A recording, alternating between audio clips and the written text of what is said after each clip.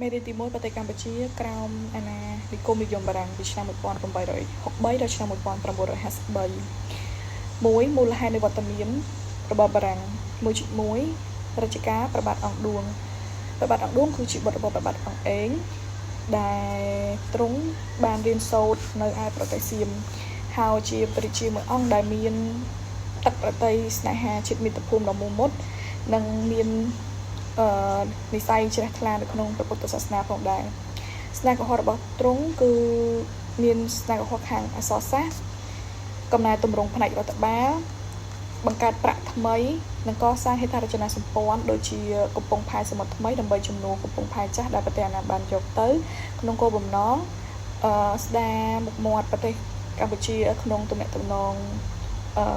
ពាណិជ្ជកម្មអន្តរជាតិតាមផ្លូវទឹកឡើងវិញដោយសារតែពេលនោះប្រទេសកម្ពុជារងការឈ្លានពានទឹកដីពីប្រទេសសៀមជាមួយនឹងប្រទេសយួនអញ្ចឹងហើយធ្វើឲ្យព្រះបាទអង្គឌួងហ្នឹងមានគំនិតថាដើម្បីបញ្ជាកុំឲ្យប្រទេសកម្ពុជាបាត់បង់ទឹកដីគឺមានតែរកប្រទេសមហាអំណាចធ្វើជាខ្នងបង្អែកដែលប្រទេសនោះគឺជាប្រទេសបារាំងនឹងឯង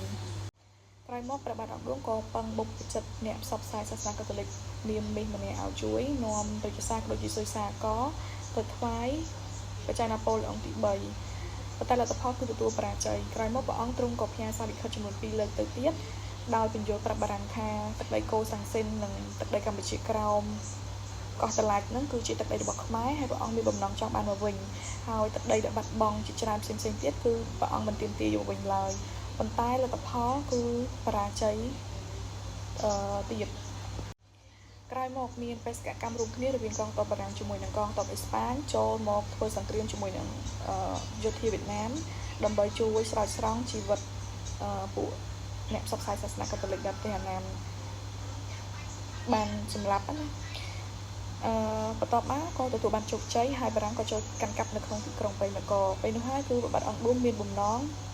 បញ្ជូនកងទ័ពខ្មែរដើម្បីទៅបញ្យល់ប្រាប់បារាំងថាទឹកដីកម្ពុជាក្រោមនេះជាទឹកដីរបស់ខ្មែរប៉ុន្តែគួរឲ្យសោកស្ដាយគឺព្រះអង្គចូលទីបង្គត់អញ្ចឹងកិច្ចការទាំងអស់នោះគឺវាត្រូវបានបរាជ័យក្រោយមកបារាំងក៏មានបំណងទៅកាន់កាំប្រទេសចិនបែកខាងត្បូងវិញម្ដងដោយធ្វើដំណើរតាមដងទន្លេមេគង្គប៉ុន្តែបរាជ័យដោយសារតែទន្លេមេគង្គហ្នឹងវាមានឧបសគ្គច្រើនដែលធ្វើឲ្យបារាំងពិបាកធ្វើដំណើរដោយការគ្រោងទុករបស់ខ្លួន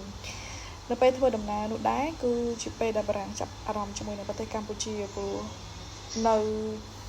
ច្រាំងទាំងសងខាងទន្លេមេគង្គហ្នឹងគឺមានសណ្ដែកល្ងពោតបន្លែលាយឡំជាមួយនឹងផ្លែឈើហូបផ្លែជាច្រើនប្រភេទហើយម្យ៉ាងទៀតប្រទេសបារាំងយល់ថាប្រទេសកម្ពុជាគឺសម្បូរទៅដោយទន្លេដែលជាផ្លូវគមនាគមន៍ដឹកជញ្ជូនអីវ៉ាន់ទៅកាន់ទីផ្សារនៅអឺរ៉ុបហើយប្រទេសកម្ពុជាគឺជាប្រទេសដែលសម្បូរផ្ទៃដីកសិកម្មច្រើនប្រជាជនមានចំនួនតិចដែលអាចឲ្យបារាំងហ្នឹងយកដីធ្វើដំណាំកសិកម្មបានផលច្រើនម្យ៉ាងទៀតប្រទេសកម្ពុជាគឺសម្បូរទៅដោយព្រៃនិងភ្នំប្រកបទៅដោយឈើដែលមានគុណភាពខ្ពស់ហើយនៅក្រោមដីគឺសម្បូរទៅដោយធនធានរ៉ែជាច្រើនប្រភេទដែលអាចឲ្យបារាំងនឹងយកទៅបម្រើនៅក្នុង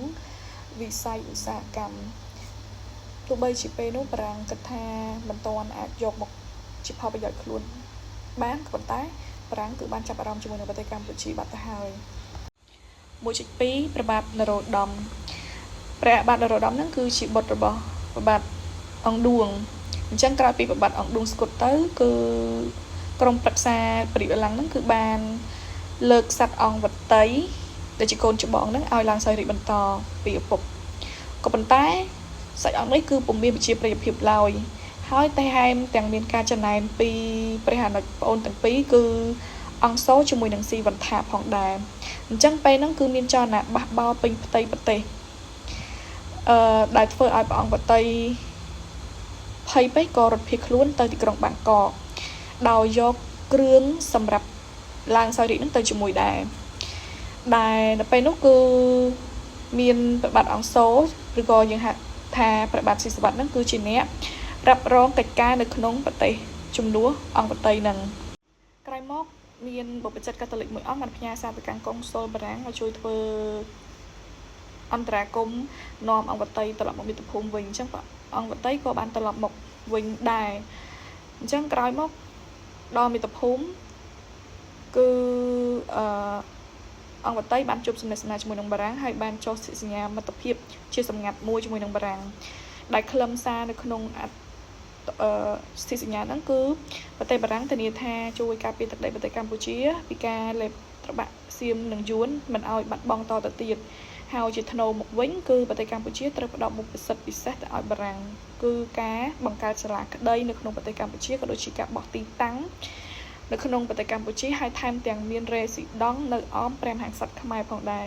អញ្ចឹងពេលហ្នឹងគឺអត់ជាបញ្ហានៅក្នុងការឡើងសោយរាជរបស់អង្គបតីទេ